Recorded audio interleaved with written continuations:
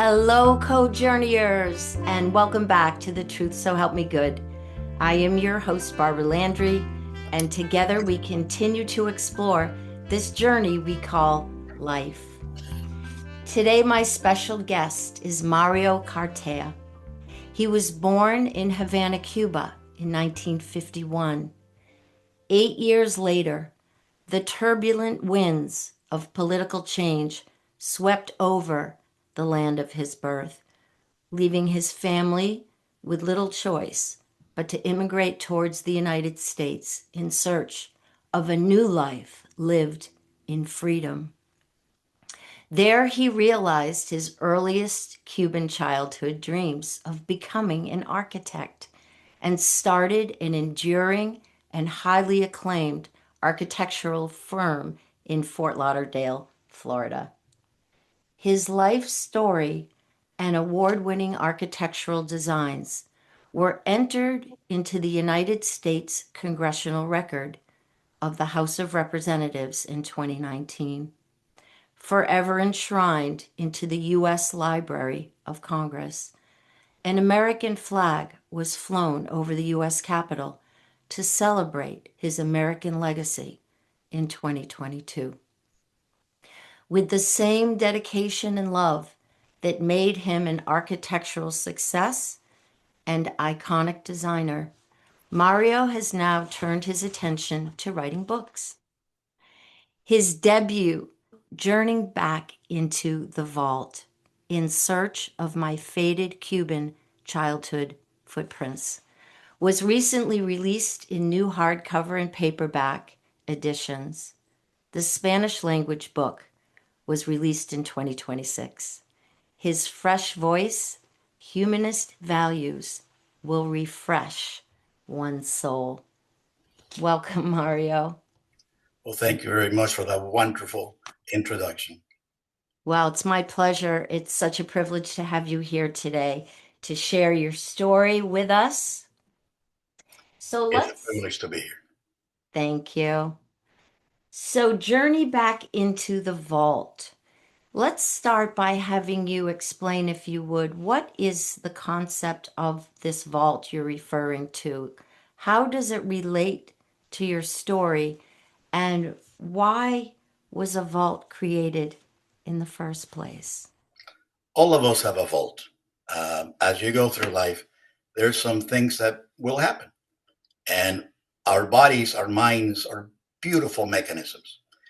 And something that our mind does, our subconscious takes those memories that are painful. And in trying to stop you from having to focus in the past, they put it in a vault that is silent. You don't feel, you don't hear it. It's there, but you think that you forget those moments, and therefore you won't spend your time back in moments of trauma, but you spend your moments trying to move forward to become what you're meant to become, a better version of yourself, right? And so that vault can exist in silence your whole life, and you may never know it. That was my case. I came when I was 9 under some difficult circumstances. My father was an accountant. All of his clients were American, Frigidaire, Sylvania, General Electric. They were all his clients, and all other properties uh, were in my father's ledgers. In 1960, um, Castro wanted to nationalize all American properties on the island. So, of course, my father was one of those accountants that bore the brunt of it when a couple of militia people showed up in his office screaming, demanding threats, and just wanting to take his ledgers so they could have all the information for their confiscation efforts. My father refused. It got him detained in detention. He refused again. He was finally taken to see Che Guevara, the Argentinian guerrilla Yeah. uh, leader. And Che Guevara, after berating him for hours, finally said, uh, I want those ledgers and you're going to give them to me. He said, I know that you have two small sons and you're not going to like what's going to happen next if you don't. With that threat, my father then said, okay. He went, he got the ledgers, came back, give it to him. The last thing that Guevara said to my father was, if I were you, I would leave the country as quick as you can. I can't guarantee your future safety in Cuba anymore. Wow. And that's when I went back home and I saw my father ask for permission um, from the family for us to immigrate. My mother, my brother, and I, with my dad, to leave Cuba and come here for safety, right? It was a very difficult moment. I knew that my life was about to change. It is my belief that at that moment, my subconscious completely separated itself into one vault that held all of my Cuban memories that for the next 56 years, I could not remember a thing. 56 years after that moment, I knew who I was. I was a well-known architect. I had a pedigree of doing buildings that won international, national awards. That I knew. Right. What I didn't know was what was the totality of myself, because I could not remember the first 9 years of your life. So now think about that. If you could not remember the first 9 years of your life, that childhood is so important. I mean, that's when you're really made, the psychologists say. So after helping President Obama in his rapprochement trip in 2016, and then hearing his speech to the Cuban and American people from the Great Theater in Havana, where he starts with the beautiful words of redemption from a Cuban poet and hero, Jose Marti, that said, I will cultivate a white rose for a friend, but I will also cultivate a white rose for an enemy. Mm. And I cried. I cried at that moment because I'm thinking, if he can do that, if he can find reconciliation, if he can find inner peace, why can't I? Wow. So I made the decision to go. So I went to Cuba looking to see and remember my earliest years. What I really did do, though, was go to the places that were synonymous with my life, and the stimulus of being back, where all these memories that were kept in this vault lived for 56 years, was it liberated them. Mm. My subconscious then said, okay, you're here, you're ready to remember, and it released those memories. But since I had never thought about these memories, I hadn't corrupted them. They say, now I know, that every time you remember something, you're really remembering the last time you remember them. Along the way, you keep changing a little Right. and making bridges where you don't have a memory, where you lose them little by little, right? Voices, Yes. uh, music, food, smells. You lose all that first, and then you lose the color. Then everything begins to become black and white, but not for me. Wow. Because for me, it was like it happened the day before. I had never thought of them. I had never corrupted them.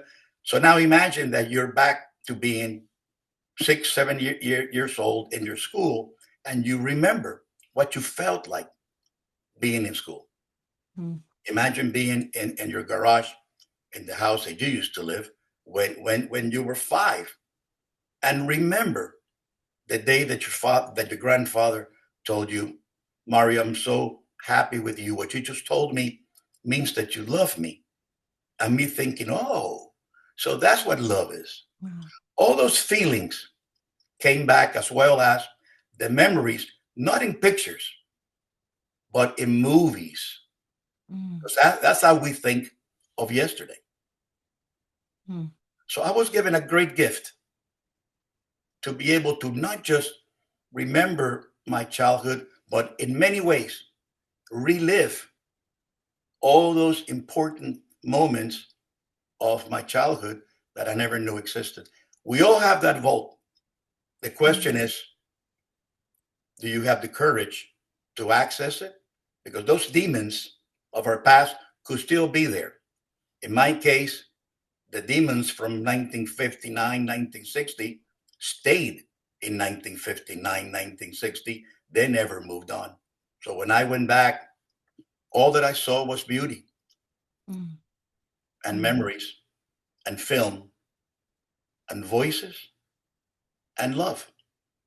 In terms of your own past experiences, right?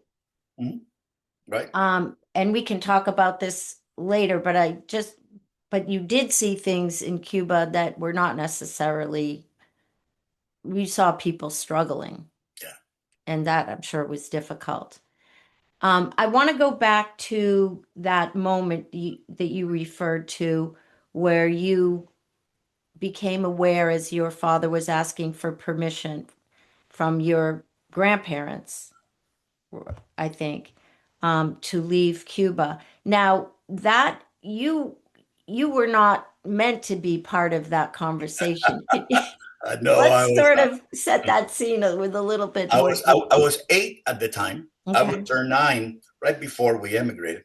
I was 8, and we thought that my father was dead when he was gone for 3 days, as he was being interrogated by the regime. Back then, if you didn't come home, you were probably dead. So he finally called and said, "Hey, I'm coming home." So the whole family showed up, not just my grandparents, but my uncles, my aunts, my cousins. Everybody showed up. We're all very happy. He's alive. Nothing to worry about. We can move forward, right? But then that's when he told us a story about, what happened to him and how he was told that he better leave the country for his own good. And then he asked for permission. So everything went from wonderful to all of a sudden, very difficult to hear. Before he began to speak to the family, he asked my brother and me to go to our rooms. He wanted to spare us, the difficult moments that were coming.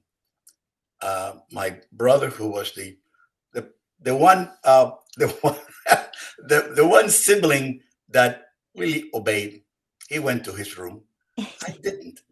I was hiding behind the balcony of the second floor where my bedroom was, my brother's bedroom was, looking down at the living room where my entire family was, and I got to watch the whole thing. So yeah, he didn't want me to listen. He wanted to spare me the confusion, Right. that was sure to come afterwards. So, and what you witnessed was people being in distress, in fear, your family. And was it then that the vault closed for you? You got a message from you learned from witnessing that there was something there was a message that came with what you were seeing. Did that do you think that contributed to you pushing this all now deep into your subconscious? Well, to me, it was a moment that the vault opened. Up until then, I was living a very happy life. Well, when you returned, so there When I were returned, right, there were two experiences on that balcony relating to that time. One was when you witnessed the trauma of it, and then you write about it in your return, when you returned. the two most defining moments of my life happened in that one spot Okay. where I sat in 1960, and then the second time in 2016. Right there, that spot changed my life twice. So tell us about that. Well, the first time is, there when I watched Yes. my father, and then of course, now fear sets in, confusion sets in. Are they going to kill my father? We're going to have to leave. When am I coming back? But when my grandfather walked up to my father, the words that he used were difficult. He said to my father, Ignacio was his name, you cannot be a husband to my daughter, and you cannot be a father to my grandchildren if you're dead. Leave, go to the United States, and come back when this nightmare is over. Those are difficult words for an 8-year-old to hear. When two people that you love, like two parents, right? My grandfather, my father, we all lived in the same home. It was a big home. And, my grandparents, my uncles who weren't married yet, my mother, my father, my brother, and I, we all lived together like one big happy family. So for me, they were all parents. They all raised me at one point or another, at one time or another. And to hear that conversation was very, very, very difficult. And yeah, at that point, I knew that my life was going to change forever. Of course, then the defense system kicks in, and I'm going, well, wait a minute. The U.S. is the home of cowboys. It's the home of Mighty Mouse, the cartoon I used to watch all the time, and it's the home of Major League Baseball. And it snows. That's not so bad, right? Again, your protective part kicks in. But that day,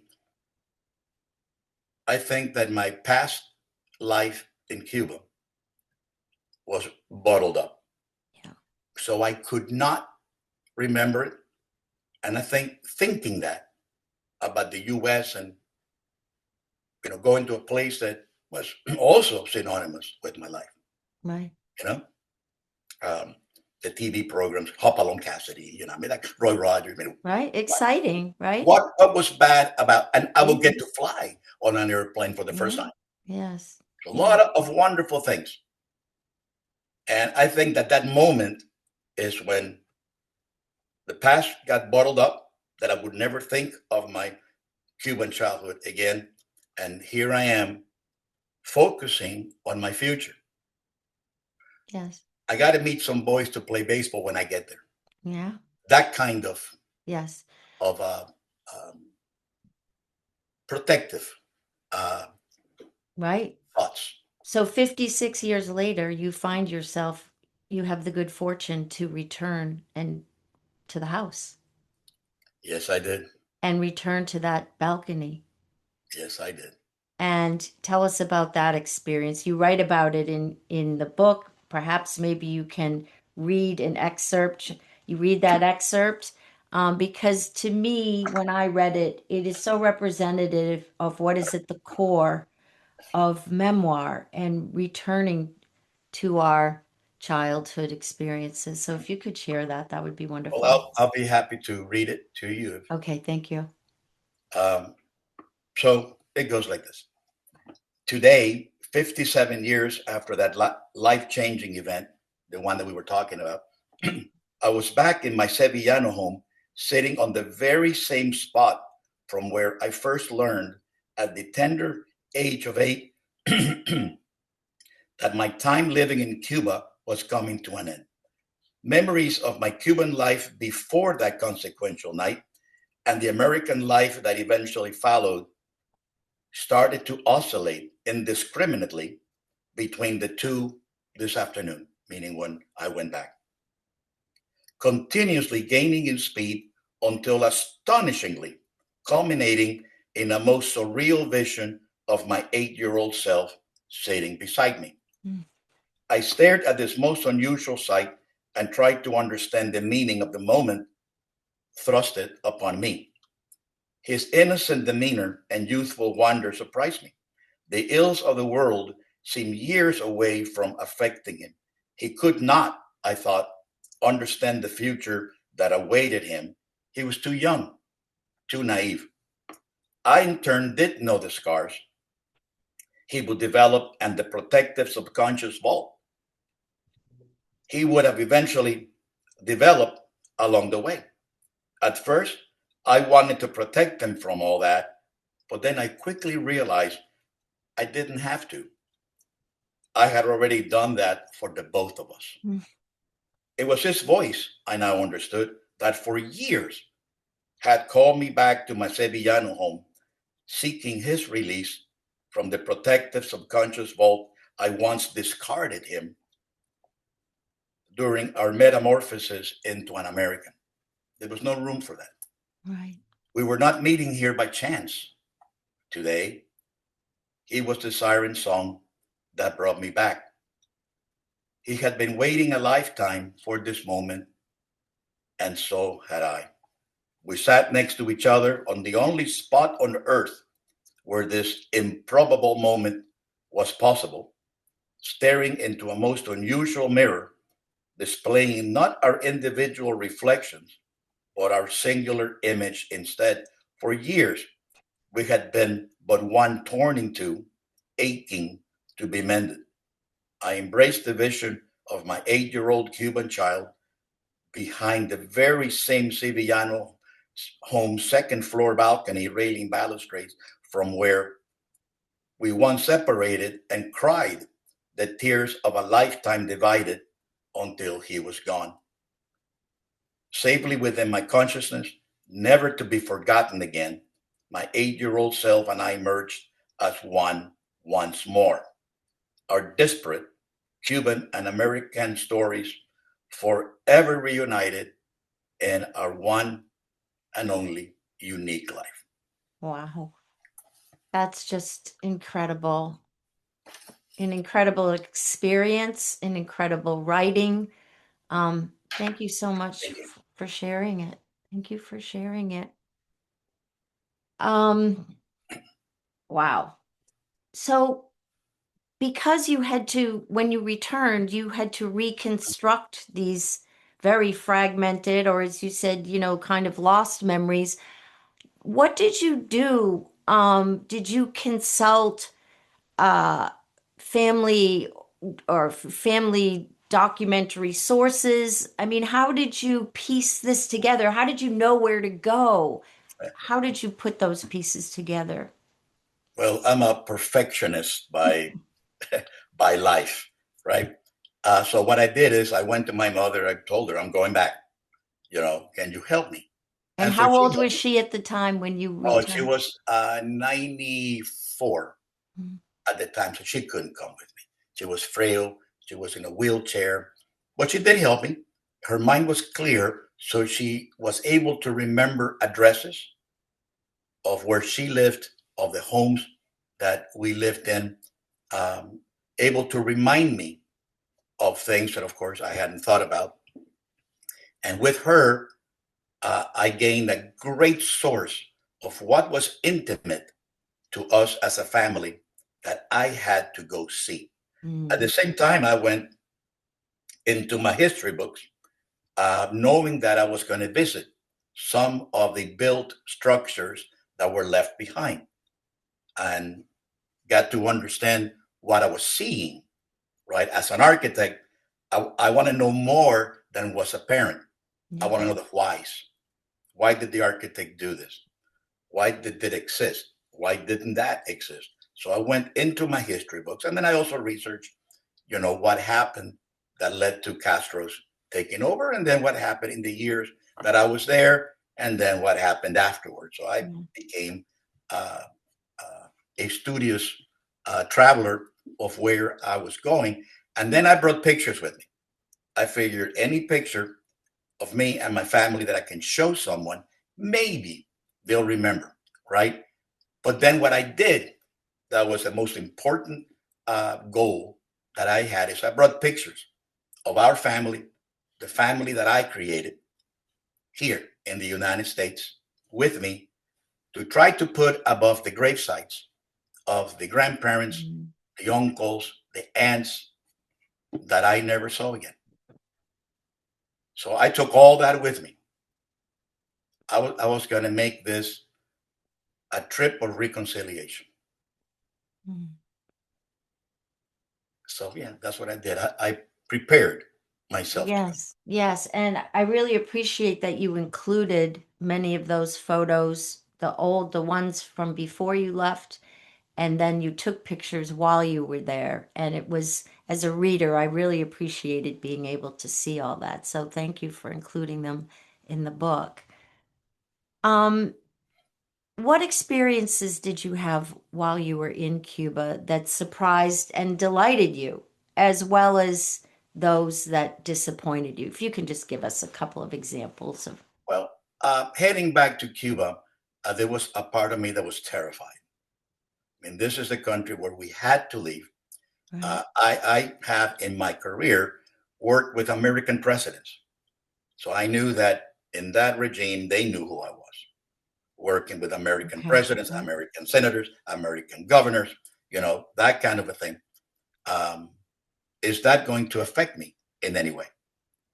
So I got to Cuba terrified. And then the most beautiful thing that happened still in the airport after I got back, I began to see the smiles in people's faces. Mhm.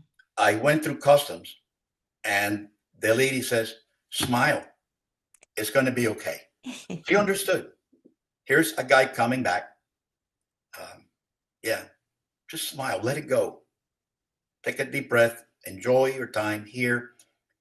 And then as I'm beginning to move in to collect my bags, a thought hit me. I was no longer a child leaving Cuba in this same spot. That was the same terminal, the same everything from when we left. Mhm. Nothing has changed in Cuba. Mhm. So I'm coming back and I'm thinking, okay, I've gone full circle. Today is not a day for sadness. Today I am a Cuban son returning to the land of his birth. And all this airport is my portal Yes. to go. And then once I stepped out, it was people laughing, crying, hugging each other. The amount of love that I saw just stepping outside was unbelievable. Wow. And that relaxed me. Okay, there's no demons that I've seen yet. So maybe I'll be lucky and be able to do everything I want to do without. So that relaxed me already. And then my driver, who I had hired, he was one of the drivers that drove Obama. So I knew that he was a person I could trust, right? So he was waiting for me. And as we're leaving, the first thing he says is, Maria, you see that car? That's a secret government car. And sure enough, they were following me. Um, but along the way, what I saw were people that were quick to befriend me. What I saw was the warmth of the Cuban people. Mhm. Everywhere I went, they would call me brother. They would say hello. How can I help you? What can I do for you? What can't you remember that I can help you with? Everywhere that I went, except for a couple of places that, didn't want to have anything to do with a Cuban coming back from what they called the community.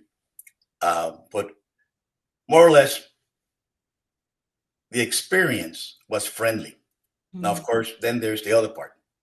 Then there is the guy that was following me, which I don't talk about in the book Right. because I don't want the book to be political Right. by Exactly. any chance. This is more of a Yeah. human story than a Yes. political. Yes. But yeah, I was followed, but he was the worst spy that ever existed because 3 days later of seeing this guy, everywhere I went, even if I went to a public bathroom, he was standing where he could see me, right? Third day, we see him. We're in some bar having drinks, my two friends and I, and we're feeling good. And there's the guy. So I waved at the spy, and he waved back. I figured, okay, this is going to be okay. I know what he's doing. Yeah. Why is this guy that has never been back, that helped Obama, that helped Clinton, that helped John Kerry, all these people? Why is he here? Yeah. So they wanted to make sure that I wasn't there to make trouble Right. or I wasn't there to carry a message. Right. And when they saw me going to the homes and then to the bars and acting silly at the bars, they realized He's this is just okay. another Cuban trying to rebuild his life. Yes. But there were a few things that surprised me the other way. In Varadero, the 20th of May, that is the Cuban celebration of the 30-year War of Independence against Spain, Oh, the right. colonial power. 20th of May, we're driving to Varadero Beach. I didn't see any sign of a celebration. I get to this beautiful hotel, this 5-star hotel in Varadero, and I go to grab dinner. Nothing. So the waitress, who had been very friendly the whole time, comes over, and I ask her, "Hey, why is it that nobody is celebrating May 20th?" And then she says, "Well, May 20th is a day like any other day." And I went,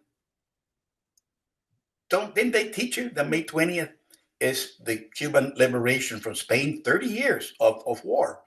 They deserve us celebrating, Yes. their accomplishment. And then she got all upset. Well, that's what you imperialists say, because the only war of independence that we had was when we became independent from the Yankees, not the Yankees baseball team, but the Yankees, Yeah. meaning the Americans, on January 1, 1960. And that shocked me. But then she did more than that. She never came back to our table. In place of her came this guy. I call him Trucutu. Trucutu is a fictitious Cuban cartoon about a guy that is just dumb as an ox, right? And he comes over, and it was a Japanese restaurant, so he's wearing a little Japanese thing, and he's making believe that he's cleaning the Hitachi that was in our table, even though the cook had already cleaned it to a shine. Yeah. He was there to listen to our conversation. And of course, that happened. And then earlier, I had another experience when I was trying to get up to the stage of the anti-imperialist tribune. Mm-hmm. Anti-imperialist Mm-hmm. tribune. And from up there, I thought I can get a beautiful movie that would show the moral fortress at the end, and then all the beautiful hotels of the Malecon, and then over here behind me, the Riviera Hotel, and then the ocean. It would be a beautiful Oscar-worthy movie, I thought. But as I'm going up, 3 people didn't like it. And they come and they start whistling at me and walking in the cadence of trouble. Mm-hmm. I figure, okay, Mario, I know who these guys are. They're the government's first line of defense, where if you give them the wrong answer, they can throw you into a bus and beat you up and then take you 10 miles out and make you walk back. Mm-hmm. Right? If they feel that you're a counter-revolutionary, like Right. my father got designated, so now thoughts of my dad come back. Yeah. I'm facing the same kind of interrogation. So I'm thinking, okay, be an adult here, be their father. Mm. So I said, boys, how can I help you? And the toughest of the 3, a guy that looked like Popeye, because he had big old forearms, right, and really bad breath, says to me, "Listen, old man, I'm the one that can help you." I said, "Okay, well then, what do you need? Why are you going up there?" So I told him, "I want to take a video." And so the second guy that looked more like Goofy, very tall guy, but passive aggressive kind of guy, he says, he's right, to Popeye. The view is wonderful from up there. So Popeye kind of calmed down, and then he says, "If you promise you're not going to go up there, I'll let you go. Otherwise, we're going to have to take you in." I said, "Dude, I didn't come here for trouble. I came here to take beautiful pictures Mm. and remember my life. It's okay. I will walk around." And I did. But that was disappointing. I lived for 10 minutes. I lived the kind of oppression Yeah. that these people have always lived Right. as a tourist. Right. And fear, I imagine, right? Well, of course. Yeah. So you traveled with two of your friends, George and Jose. George and Jose. And tell us a little about them. And then if you could, you all had different experiences. And if you could just talk a little bit about that and why you think that was so. And I think I you spent some time talking about that in the book, and I think it was, yeah, it was very Well, meaningful. they're all friends of a lifetime. They're all associated with my architectural practice. Oh. Jose worked for me for 16 years. He's an architect also. He worked in my office for 16 years, and then later I started with him an office in Miami. Um, and then we did that together another 10 years. And then he decided that he was just going to work for interior designers because then he could be their architect and date them at the same time. That's what I say. If you met him, you would know right away why I say that. And I love him, but that's who he's always been. Meanwhile, George was my engineer, my mechanical, electrical, plumbing engineer. I don't know, for 20 years. We're good friends, business, just by ourselves. I wasn't going to go to Cuba with anybody. I didn't even take my wife because I figured anything can happen to me. Right. The minute that I go, a red flag is going to go up. And I don't want to have someone to worry about. I'd rather just worry about myself. I can take care of myself. That'll be the best. So I sought to go alone. George found out and he says, let's go to lunch. So we go to lunch. And he goes, Mario, I was not born in Cuba. I was born in the US, but I've always felt that like a part of me is Cuban. You're going to go find your childhood. If I go with you, I will be finding my childhood through your eyes. Mm. Please let me go with you. How can I say no to that? Right. A good friend. So I say, George, man, I love you. Yeah, of course, you're coming with me. So now that night, I got a phone call from Jose.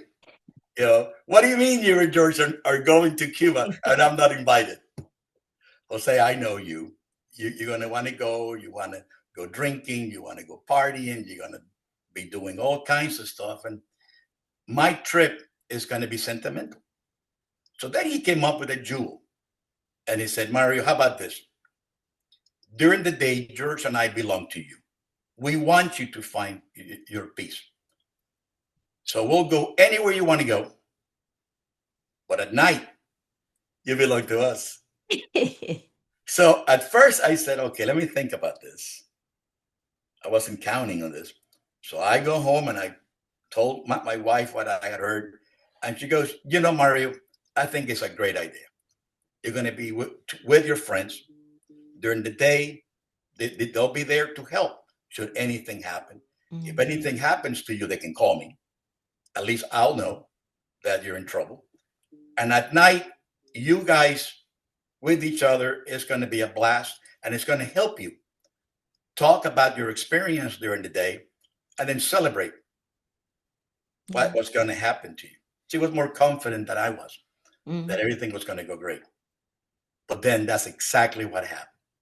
During the days, I kept going into very emotional, mostly positive Mm. situations.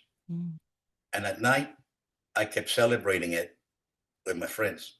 It was just a beautiful, beautiful week of brotherhood Awesome. among friends here and new friends that I was making down there and meeting again my childhood and making it mine again. Yes. Yes.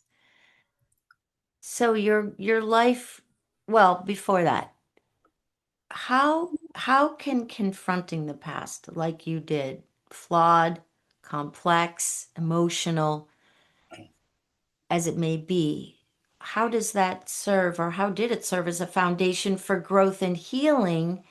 And how did it change you when you went back to your life?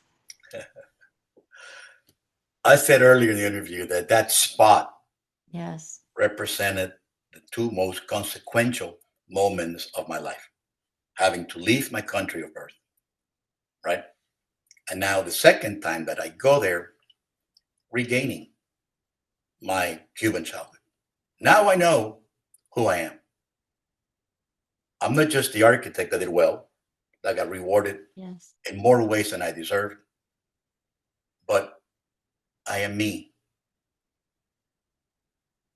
When I left the US to go, I left as a Cuban American because that's what I'm called here. Since 1960, I've been a Cuban American, Mm-hmm. a hyphenated name. When I came back, I no longer called myself a Cuban American. I don't. Now I think of myself, I refer to myself as a Cuban and an American Mm. living peacefully, harmoniously within the body of one person. Mm-hmm. Mm. I can be as comfortable eating black beans and rice and a chicken steak as I can be having meatloaf and greens. Mm-hmm. I'm as comfortable playing dominoes with my Cuban friends as I am, playing poker with my American friends. I'm as comfortable singing a song in Spanish as it is singing a 1970s song in English. Right. Right. You know what I mean? Yes, Uh, everything is yes, fully integrated. It's not compartmentalized. It's we all make we one. make the divisions ourselves, Yes. and that's wrong Yes. because each of us is its own world. Whole and complete, all of it. That's why going back is good Yes. because you're defined by others every step of your life. And It's sometimes you forget who you are. right. So, one of my questions is what about your experience do you feel can resonate with anyone? And I think what you just said is such a universal thing. Even if somebody doesn't experience childhood displacement or cultural changes, don't we tend, as you said, everybody has evolved. That's how you open the conversation. So, what can everybody learn from this experience? I think you've already said but say it again in response to that direct question. Like, Well, how come everybody can benefit from this? people have asked me, um, if you saw yourself as a child, what would you say to yourself? Yeah. And it's a general question that people ask each other now and then. Right. Well, I did. Yeah. I saw myself and I told myself, trust in your emotions, Mm, trust your siren song, mm. trust your instincts. We forget those things. Yes. We try to overthink our instincts. Right. What I learned is that we need to get in touch with the siren song inside us. It may not lead to Cuba, but Right. it may lead to finding peace with something in your life that you don't know even exists until you go there. Mm, So I usually tell people, follow your siren song because the siren song will lead you to inner peace. mm. Experience the reconciliation that we all need, either with others in our lives or with ourselves when we do things to hurt ourselves. Yes.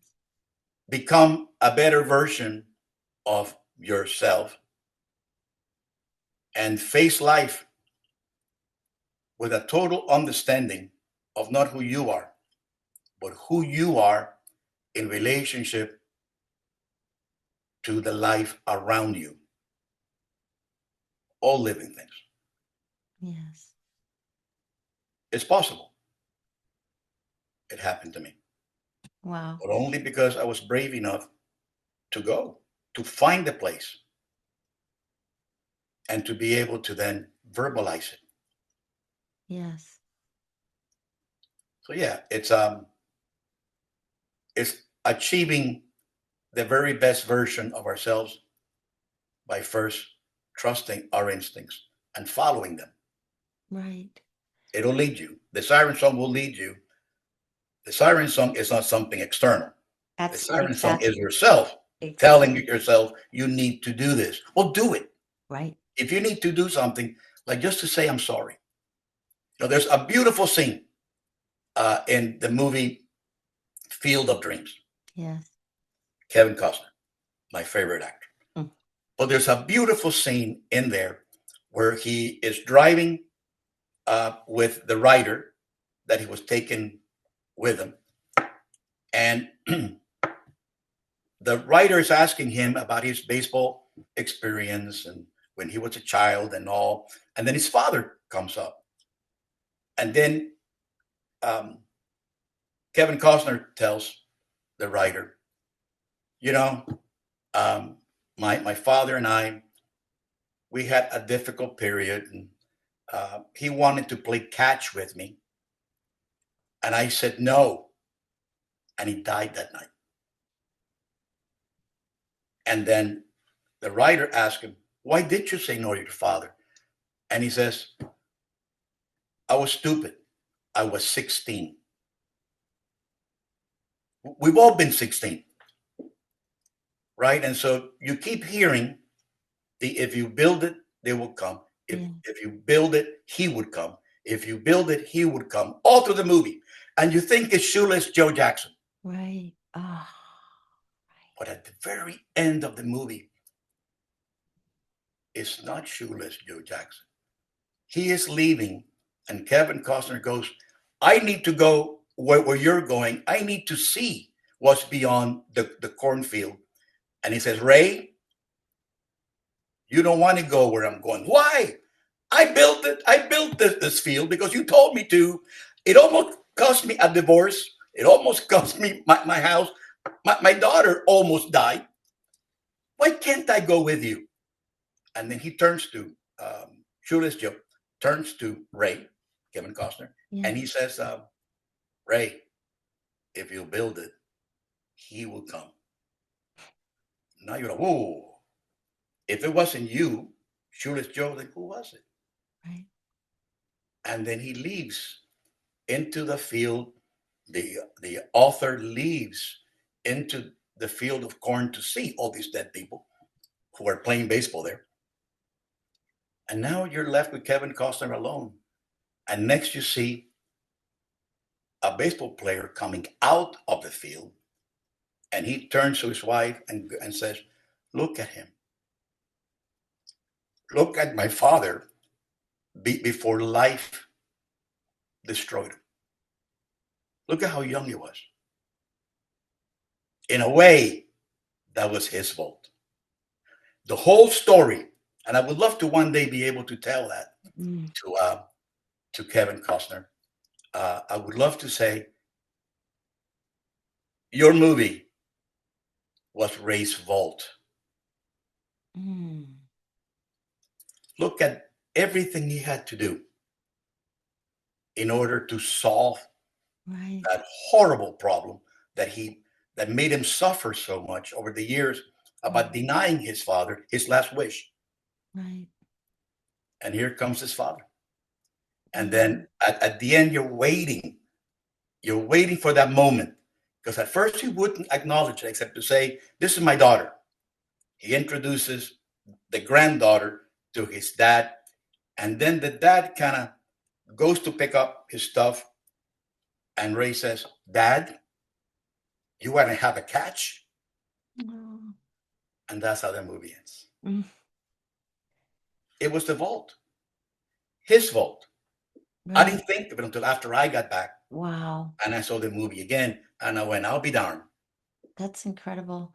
This whole movie was about a person's fault, where this horrible nightmare of denying your father his last wish was contained, and he resolved it.